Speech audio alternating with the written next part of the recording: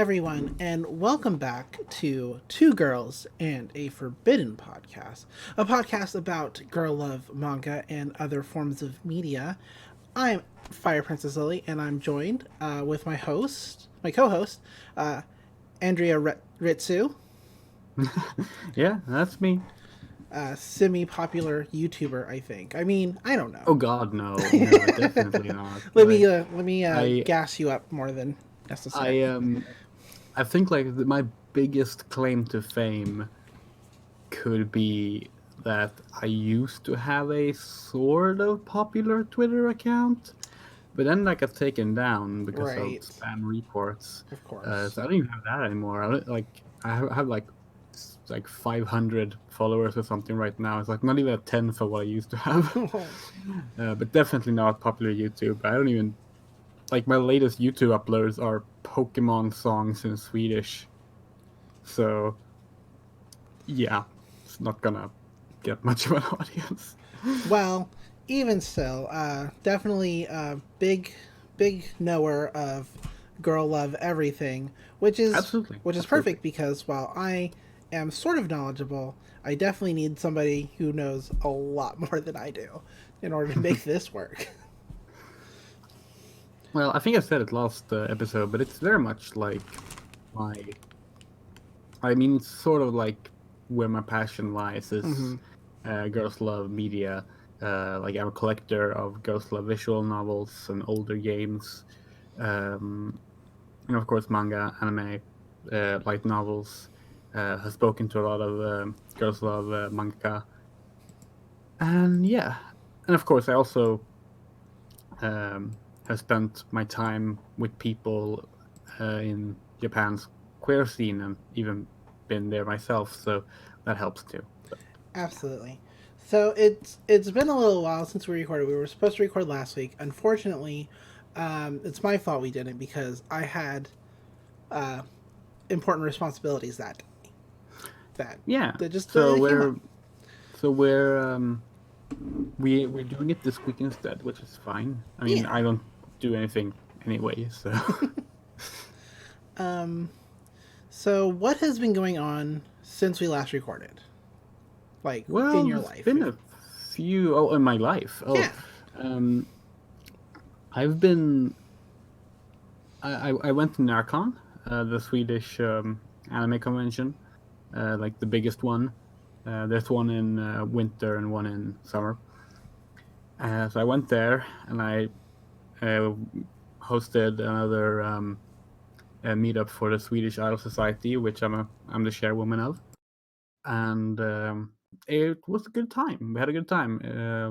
Was a lot of Love Live fans there in particular, and we just sort of hung out and yeah, like had fun. I guess that's like the biggest thing that has happened for me personally. Um, but also while I was there, a lot of planning for the summer event Oh, nice. came through as well. So like, I have something like 4 cosplay panels, 3 meetups, and a comp like a dance performance planned for summer now. Most of which were not planned before the winter event. Um, so that's going to be fun, but stressful as well. Right, of course. Nice. I personally have been working a whole lot, but watching a lot of wrestling because I'm super into it all of a sudden, and it's been good. It's good. Wrestling's been good. Wrestling's fun again. Enjoying the entire Matt Hardy angle that's been going on. Like, will he join AEW? Will he not join AEW? It remains to be seen. We'll find out, I guess, maybe on Wednesday. It'll be I nice. genuinely like have absolutely no knowledge about wrestling. Like my wrestling experience is like I have watched Iba Aina do some wrestling before she became a voice actress. Like, I don't know. I think it's because there's not really any good wrestling um, manga or anime about Oh, girls. yeah. That's Like true. they do exist, They're just not very great. but they're terrible. Yeah. Um, uh, well, I used when I was growing up, I used to be really into wrestling, and then I kind of fell out of it. And then my friend suggested, well, if you liked wrestling like in the '90s, maybe you should check out AEW. They're a newer promotion, and they're kind of doing some like '90s era. Like it feels kind of '90s era ish, but they respect women. I was like, oh, okay, maybe. And they're like, oh, and they have a transgender woman who is a wrestler, and she wrestles with the women, and she's not treated like a joke. And I was like, oh, never mind, I will watch. And that's cool. yeah, I mean, I've heard about a few trans wrestlers and just in general like LGBT wrestlers. right, Like yeah. I'm a big Bushiroad fan, Mm. as anyone who follows me on Twitter will know. I probably like them a bit too much, and they of course they're the ones who run the New Japan Pro Wrestling Oh yeah, um, scene, and they I'm not sure if Kenny Omega is still part of that or not. he's not a part of New Japan anymore. He started AE. Left, yeah. Yeah, he started AEW with the Young Bucks and Cody Okay, Rhodes. yeah, because of course he was part of the duo Golden Oh Lovers. yeah, with Kota Um, Ibushi. Like I, yeah, and he was very open about his bisexuality and it everything. It was was basically yeah, like the person being promoted, and like I really appreciated that. Even though like I wasn't into wrestling myself, I found that like really nice to see. Um, and he absolutely. he was also in a Bang Dream commercial, so that was fun. Actually, in the latest pay per view that happened just this weekend, he was in a tag wrestling match with the Young Bucks against the Young Bucks, and they tried to finish him off with the Golden Trigger, which was like the Golden Lovers move, and Yeah. he was not having it. It was pretty cool to see. I actually know a wrestler. Well, I think I actually know more than one, but like one that has some prominence. Um, um, but now I can't remember like what wrestling organization he's in, and I don't want to mention him unless I get that right. So I think we're just Right. going to leave that out completely. All right. Uh, Yeah. but, but it's an interesting scene. Like we actually have wrestling at our local convention Oh, that nice. every May. Yeah, we there's a because there is a lot of overlap between anime fans and wrestling fans apparently. Oh well, Uh, so, because so wrestling is basically live action anime in terms of like story. that's very fair. That's very fair. So yeah, they're really popular. So we actually had like we're having them for the third year this year. My girlfriend is the one who handles like stage shows and stuff like Oh, that nice. at the convention. So like she's the one who manages them, and it's really cool. Anyway, welcome to our wrestling podcast. Right, right. Okay. Sorry about that, everybody. We'll switch back to gears. We're talking about Kase-san and Morning Glories. The Kase-san series is basically Kase-san and then like a different flower, or the next one is actually called Kase-san and Bento, so it's always Kase-san and Yeah, something. well, it's it's funny how that started actually.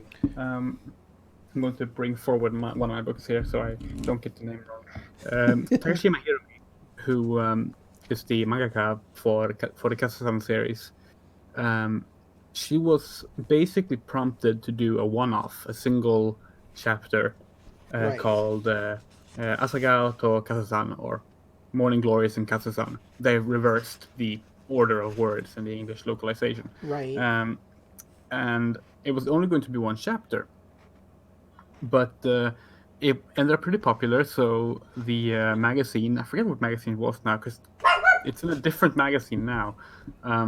But the magazine was like, "Hey, you can do another one-off," but she was like, "Yeah, but I kind of want to do a sequel.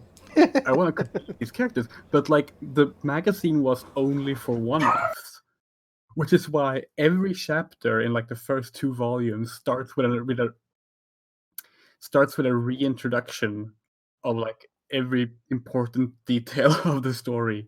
Like like oh, I'm this person. This is Kase-san. She's a bit boyish. I like her. Da, da, da. Like Oh, they summarize that at the start every time so that you can start with any chapter. right, of course. But eventually it became more of a serialized format, and its current form is actually they stopped changing the names because initially they released them in volumes. So it was Kase-san and Morning Glories, Kase-san and Bento, Kase-san and Shortcake, Kase-san and An Apron, Kase-san and Cherry Blossoms, which is all the way through to the end of the web manga that was published. And it follows them throughout high school and college. And then it got serialized again, but now it's just called Kase-san and Yamada, or Yamada to Kase-san. Oh, I didn't know that. So it's got now. So now it's going to keep that name That's from now on. that's good. That's probably Yeah, because it's both confusing and not confusing because like book 6 and onward have the same name. right, of course. Well, because when I got it from my comic shop. I purchased Kase-san and Cherry Blossoms because I didn't know that there was like a whole series. That's the web manga one. That yeah. one is. I like that one. But it was like, oh, this is book 5. I was like, what? What do you mean this is book 5? And so I had to hunt down books 1 and 2. Yeah, we're talking about book 1 this episode, but I do want to mention a fun fact because when it changed from a magazine published manga to a web manga, Takashima, basically had free range on what to do because she was self-publishing it on the web. And of course, it is in Kase-san and Cherry Blossoms. Spoilers here for anyone who hasn't read them, I guess. But at the end of the previous volume, they actually graduate high school. So they start college in Morning Glories. And in Morning Glories, they also have sex for the first time. And it's a really, really good chapter that deals with like, your first time and that stuff. But then when they announced the serialization again, Takashima was like, yeah, sorry, because of the content rules of the magazine, there will not be any more sex scenes. So it's the only volume that will have sex scenes. Well, I mean, at least they got to do it once. Yeah, this one sex scene. Sorry, there's probably going to be like the dog. Some allusion to it. Well, that's interesting. Well, I'll look forward to that as I continuously get more and more volumes of the series because it's super cute. The latest volume, Kase-san and Yamada, Volume 1, first like it released like 3 weeks ago in English, and I believe Volume 2 has not yet come out in Japanese, so we're actually caught up in terms of tankobon releases. But the first one, of course, which is when the stories were still self-contained, follows Yamada and Kase-san as well. It's mostly from Yamada's perspective, and she's this sort of timid girl who likes taking care of the flowers at her high school. She's basically an unofficially appointed gardener at the school. Right. And while doing that, she also gets to watch, the track and field girls. And there's a girl there, Kase-san, who is very pretty, very handsome, and well, Yamada falls in love with her.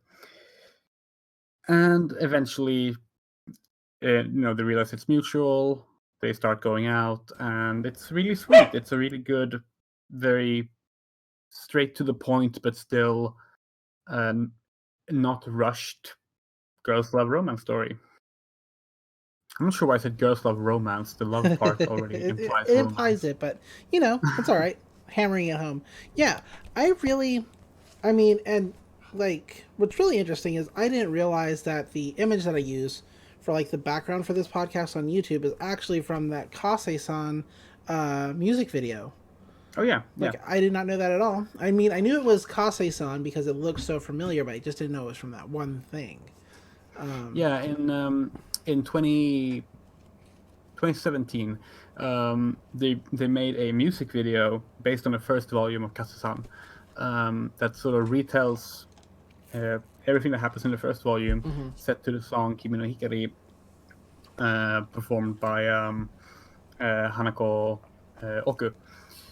And it was basically they wanted to do a more regular style adaptation, but like this was all they could get funding for, was like a PV that we could license a song for. Like it's not even a song made for the music video. Like it's an older song. Right. Um, but they did that and basically used that to drum up interests, and eventually they got enough interest, and a little over a year later, in 2018, they actually got to make a, I believe, 45-minute movie that adapts the next two volumes in the series. So Hmm. the music video, in a way, is like a bring you up to speed prelude to the OVA itself, the movie Right. itself. So Really you can cool. watch. That is cool. Yeah, but as far, like I do, I like I said, I think I said it like 3 times now. Sorry to repeat everybody, but this is like super cute, like the story and the characters, and Oh what yeah, I really enjoy about it, what I really, if I have to like put my finger on it, is that there is no there. I'm okay. There's very little forced drama. Anytime there's like a hint of like that forced drama that you find in the genre, it like automatically gets like solved super fast. it's actually one of the things I've pointed out as well, as like one of the reasons I really like the series, is that where other series will pick like a plot point for drama and then run with it for as long as they can, Kase-san uses that as a reason to start a dialogue. Right. Like, there's a moment, it's not in the first volume, but there's a moment where Yamada realizes that Kase-san's former classmate, who she looks up to, is possibly an ex-girlfriend. There's rumors going on about that, and she starts getting jealous about it. Mm-hmm. And it's like, I want to say like the same chapter or the chapter afterwards, Yeah, that's they resolve it real fast. it's explained that, like, well, no, that's not the case, and also like you got nothing to worry about. Right. And I really like that, and like they keep doing that even like in the most recent chapters of the serialized new version of the series. There's they actually go into a bit more serious drama, Mm-hmm. but even then, it's still not something that is um, like It it's doesn't. not drawn out. It's Yeah. something that is brought up that can be dealt with now. Right, and which is nice because that's kind of how like real relationships work. Like Yeah, if there's a problem, like you might steam over it for a little while, but you don't sit on it for like weeks and months on end. You generally you talk about shouldn't. it. You really Yeah. shouldn't, because if you don't, then there's probably something more important that's causing issues in your relationship. And that's Right. another thing. Like Kazan and Yamada, like they don't start going out immediately, but as soon as they start going out, which is basically at the end of the first volume, Mm-hmm. uh, they stay together. Like Yeah. there's never a moment of that falling out. I mean, maybe that can still happen in the future, but we're talking Oh, about a I hope series that has not. already moved. Well, I mean, the thing is, like, even if it happens in the future, it's a series that has gone through high school, Mm-hmm. past graduation, into college, and when you've already gone that far story point, like you've done more than most girls' love school setting stories Oh, ever do. absolutely. Yeah. Um, the only issue of force drama that I see in volume one is there's the scene where Kase-san invites Yamada to watch the track meet to try to get her out of the karaoke thing, but then Kase is like swarmed by a bunch of other girls who are also going, and Yamada thinks, oh, she invited everybody. It's not, it's not about me. It's not special, Yeah, and so she goes to karaoke anyway, and Kase-san, uh, uh, I. Kase immediately like shows up at karaoke to be like, "Hey, yeah, where were you? I was looking for you," and that like ends the drama like yeah, right away. And it's so good. Like yeah. I I really do appreciate that. I really wish other uh, manga in the genre would do that. Like Well, overall, like Takashima has an interesting way that she approaches her storytelling, and also like the visuals, because some chapters are from Kasusan's perspective, and most are from Yamada, yeah, and she has a very expressive way of thinking. which is also shown with like basically her turning into like an avatar version of herself, with like this like little sprout growing out of her hair and everything. And it's adorable the way she's thinking. And one of my favorite details is that uh, she is so uninterested in men. Like men don't have faces. Well, rather, men have crudely drawn Yeah. like emoticon faces, to the point where at one point where she's sort of forced into uh, mixer because she's not out about dating Kase-san. He's forced into a mixer with boys, and like they went, like Takashima went so far as to name the place they meet up at like bar crudely drawn faces, and it's hilarious. It's great, um, and that's also and it's an interesting way to show like her attraction because it's not that she doesn't care like about anyone else other than Kase-san. Like, no, this is only men that she does this for. Right. Like, she has no interest in men. They're basically just crudely drawn background figures to her.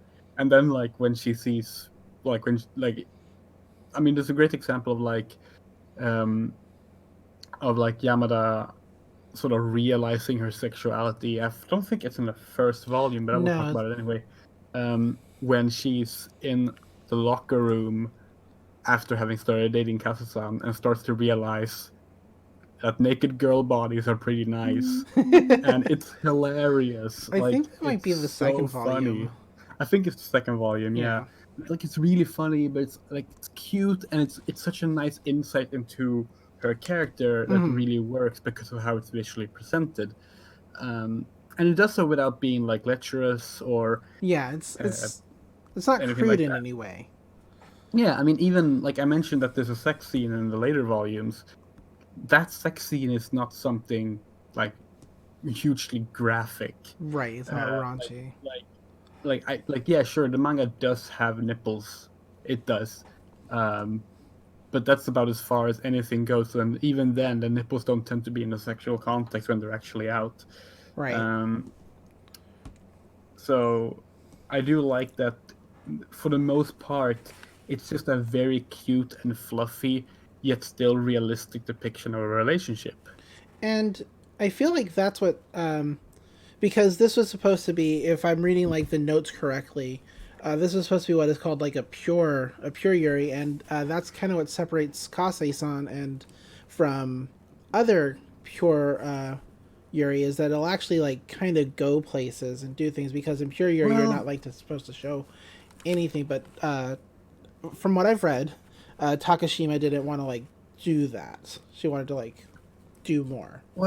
when Kase-san started, which I believe was in 2009, um, although I could be wrong about that. I don't actually have the dates in front of me, but I believe it was 2009. And at the time, the Girls Love manga scene was kind of in an odd spot because we sort of had just like we hadn't had a big popular um, Girls Love story in a while, and what had happened throughout the 2000s was essentially that um, more and more the genre was starting to pivot towards, I don't want to say male readers, but ultimately that's what happened. But like Mm, more of a let's not be so overtly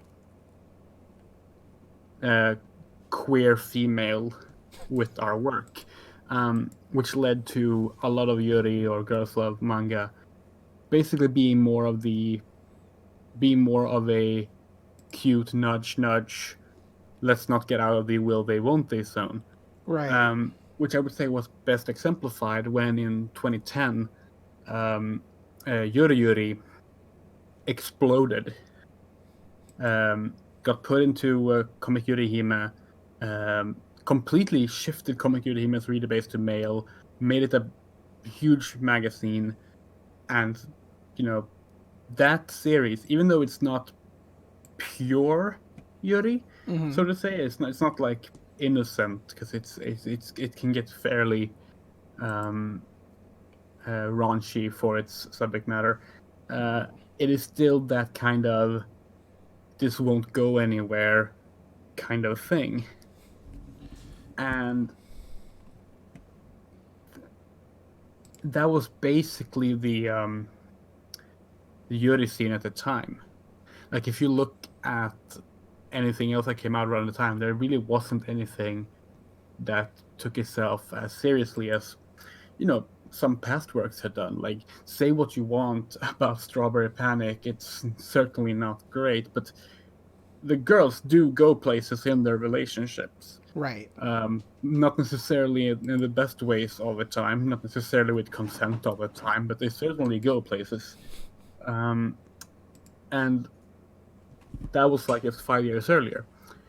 Uh, and I think that Takashima helped the scene a lot by giving us both something that was like, yeah, innocent, pure, fluffy, but without stripping it of its progression of narrative, progression of relationship. Right. Which I don't think. I think Kase-san becoming popular is why that sort of progression in girls' love stories has sort of returned now. Like we see Bloom into You, I still need we to see watch Kiss. or read. I still need to watch Bloom into You. I've read the first volume, but Oh, it's amazing. But like it's. we have Bloom into You, we have Kiss and White Lily from My Dearest Girl. Mm-hmm. Hell, After Hours. Like there's so many successful girls' love stories in like the last 5 years or last 6 years that have embraced the fact that if we keep building on the relationship, our story gets better. And Right. Kazan was sort of it was sort of early to that in the modern Yuri scene, and I appreciate it for that. And I mean, to be fair, I mean, it also helps that it was the sort of the only alternative in the early 2000s to Citrus. Um, Oof. so like either you wanted the Sorry. edgiest thing ever imagined in mainstream Yuri, well, okay, mainstream Yuri doesn't exist, but like Right. popular Yuri, or you could go for the fluffy stuff, and like there was literally nothing else in between for a while. Right. Oh my. Just thinking of citrus, just like it's like a gut punch. It I is. mean, we talked about this last episode. I don't Right. want to get too much into it again, but I mean, I think in the long run, the contrast might have been a good thing Mm-hmm. because it made Kazusan feel more refreshing than it probably actually was.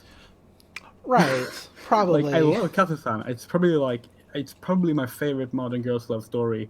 Um, uh, for like 100%. Like Mm. definitely my favorite modern girls' love story. Um, but I also found it while looking for something that was different from the current popular trends, which included citrus. And as a result, it spoke to me even more. Of course. Um. I just think. I think one of the reasons it's so popular because I realize that Kase-san is popular. Is it's just that we're. I mean, I don't want to say that it's super popular, like in like the queer scene. I imagine that it is. I can't see a world where it's not um, It, popular with the queer like the it queer anime is, but scene. it's like the odd thing about Cousin is because of its irregular releases. Mm-hmm. Never had a regular release schedule throughout the past 10 years. Like it's always been sort of irregular and odd, and still is Right. now, even when it's being serialized. So as a result, it's hard to gauge just how popular it is. But it's always done well. It's always reviewed well, and anyone who does read it talk about how much they love it. So I would have to assume, Right. yeah, it's But the popular. but the reason I think it would be it's popular is because that for those of us who actually live these lives where we are in women love women relationships or are women who love women is we just want something that's like that feels genuine, that feels because Yeah, I Yeah, because yeah, you can only live your life in the will they won't situations for so long. It has to absolutely. it has to The go somewhere, and It's why I really appreciate that it's become more common for girls' love stories to start with the characters uh, like getting kind into a relationship right. rather than having be the ending of a story. Absolutely. No, that's what I mean. Is is like it's nice. It's nice to see like you said, like the progression of a relationship. Yeah. And even even I want to say even manga that still has is still a little bit on that back foot of will they won't they. I want to say that even those manga like Yuri is my job, for example, maybe not the greatest example. That is like a guilty pleasure 100%. But it still has progression. Oh yeah, absolutely. Um, and I do feel that's become more common than it was just 10 years ago, and it's good. I mean, hell, Bloom Into You. Oh, I love that first Um, volume a whole lot. yeah, and but like, let's be clear, Bloom Into You doesn't like it is technically one long will they won't they, Mm-hmm. except that you sort of know from the start how it's going to end. Hmm. Like it's not hiding its purpose. The fucking name of the manga is Bloom Into You, Right. or It's like Oyagata basically Kimi ni Naru. So it's I guess it would be closer to like uh becoming you, but like still right. um It's more of a the entire title alludes to the fact that they're going to grow into this yeah, like relationship. hey look, this is a slow burn. Yeah. Like that's what it's basically just what we call that. It's just nice that they're not all slow burns anymore. That's all. Yeah, no, absolutely. And even those who are really good these days. I Yeah. mean, So I do feel like the one thing that makes it tricky to recommend Kase-san is that it is technically just one of a billion high school girls love manga stories. it does It have it that yeah, working it a does have little bit. I mean, it does have the added bonus of they do eventually graduate and the story still continues. Mm-hmm. But you still gotta read like 3.5 volumes to get there. Yeah. Yeah. So Exactly. Yeah. In a world of high school girl romances, it certainly is one of them. Like that didn't sound good. That sounds like I'm putting it down. But what I mean is like if it had a different setting, it'd be a little easier to say like, oh, you should totally read this one. No, I understand that it's like in this common setting, but it's okay. It's gonna I do would better. basically I would put it like this, like if you're going to read one high school girls love story, read Kase-san and Morning Glories. Oh yeah, Like it perfect. is probably the best one, and like people are going to be people are going to disagree with me because I probably think Bloom Into You is the best one. Bloom Into You is amazing, but if you're only going to read one, then I would say Kase-san. Um, it is my favorite school girls love story, and I do personally prefer adult life stories, but I have absolutely no problem with school stories. I mean, Yeah, I I mean love them. most I went to school once. right. I feel like because the readership in anime and manga, like the general audience, is like that high school kind of like area that I mean, and you can have obviously, we have whole conventions dedicated to fans, and there's fans of all kinds of ages, um, but like that main demographic is that area that like those teenage years. So I can't fault the genre as a whole for being like mostly in that age demographic No, of being no, not at all. I in mean, the high school area. it makes sense because, first of all, uh, most people who will be reading these sort of stories are teenagers and up. So Yep. they will either be in high school, about to start high school, or they have been to high school. So it's Mm-hmm. automatically a relatable setting for most people. And on top of that, high school, not for everyone, but for many people, tend to be where self actualization, sexuality, romance, dating, those things start to actually become a part of life. So Right. it's just a very easy way to uh, have it naturally integrated into the setting. Right. And I mean, I will admit, as a trans woman who was not out during my school days, oh no, that would have um, been. I If only. I I do also read high school stories, not just girls' love, but high school stories in general Hmm. about girls to sort of get that feeling of like Right, to get what it could have been like, that sort of what if which experience. Yeah, no, I which get that. it's sort of a power fantasy. A little bit. Yeah, no, I totally get that. Like, wow, I could have had a happy life in high school I with a could bunch have. of female friends. Oh, the dream. Yeah, Um, I did not have the worst high school. I had plenty of female friends in high school, and mhm. I also had two, three, two in high school. So like, I shouldn't be complaining, but I could have done all that, but while also being a girl, and that just makes it so much Right. better. Yeah, no, I get it. I totally get it. Yeah. Um, so overall, uh, I would, if we're going on, like, because trying to do that grading scale of 1 to 10, 10 being the best, Akase-san is definitely a solid 9, a 9.5, maybe even a 10, but Yeah, I would give it like a 9. I I have given the anime adaptation a 10 Mm. myself. I'm not sure what I gave the manga when I scored it because I don't score manga that much. Um, but it is, I mean, it's fantastic. I do want to mention too that the director of the anime adaptations, both the music video and the OVA, is a fantastic director who has done actually my favorite heterosexual romance anime, which is Say I Love You or Tsukite Inayo.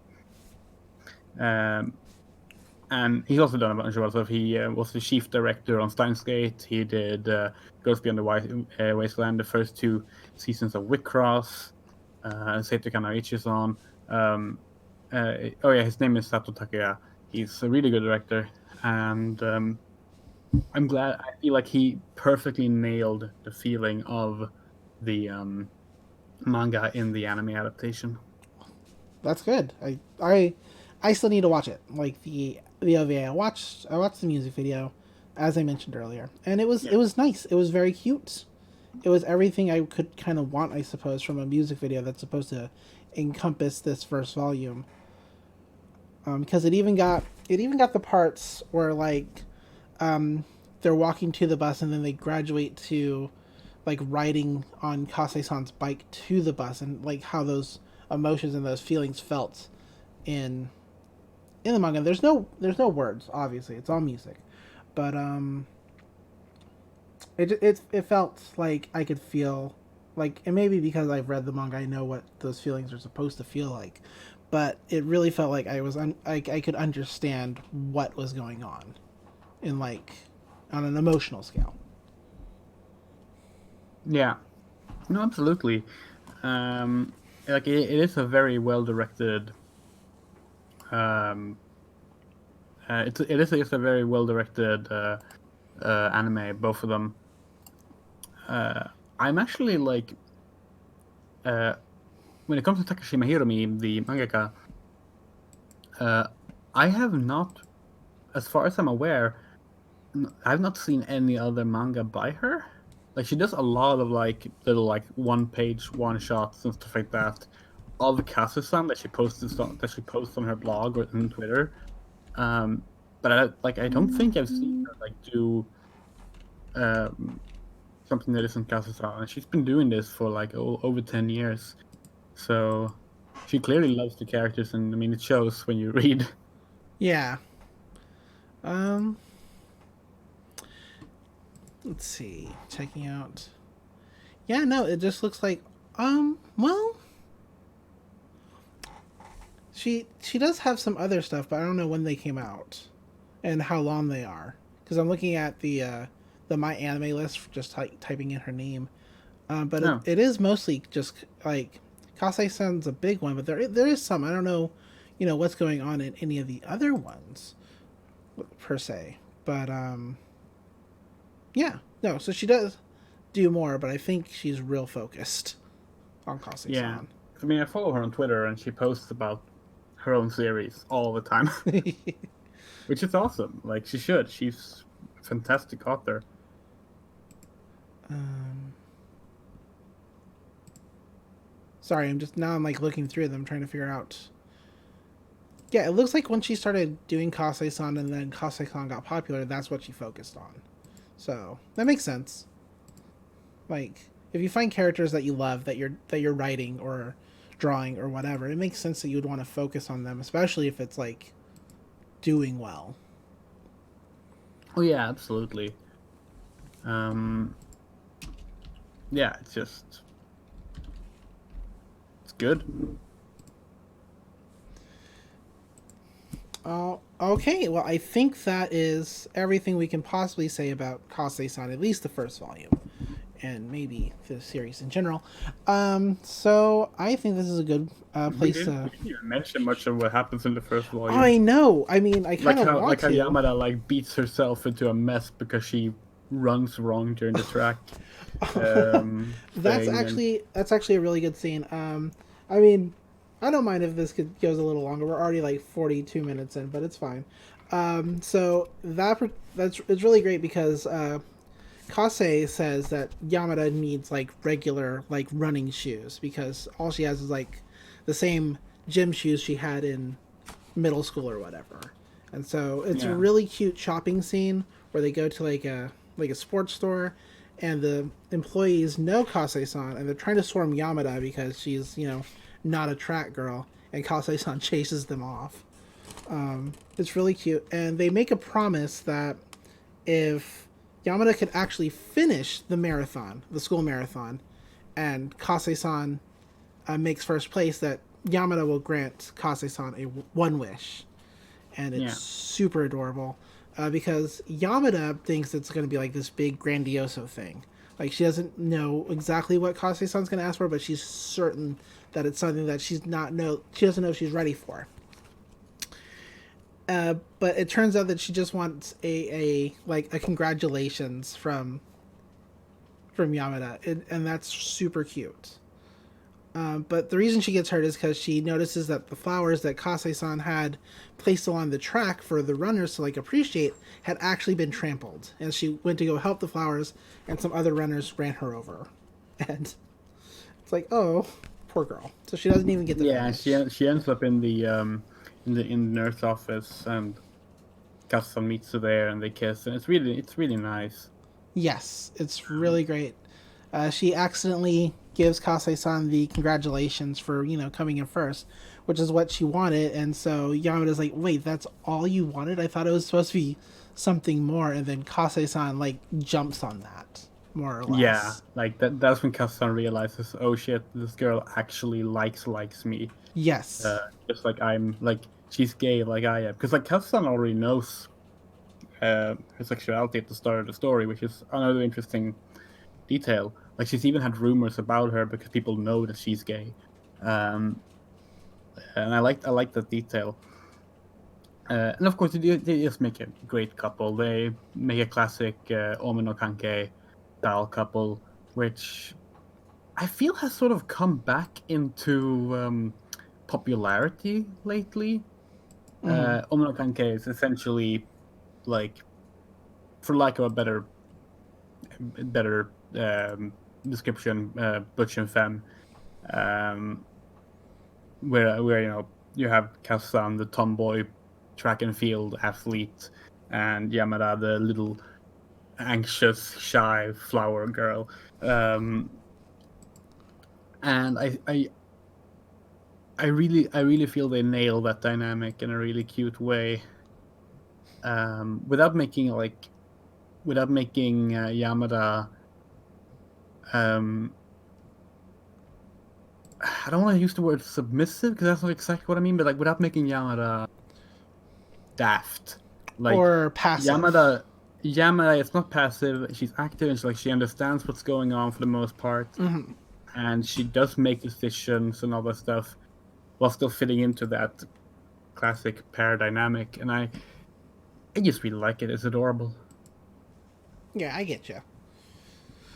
It's very good. Um, but yeah, so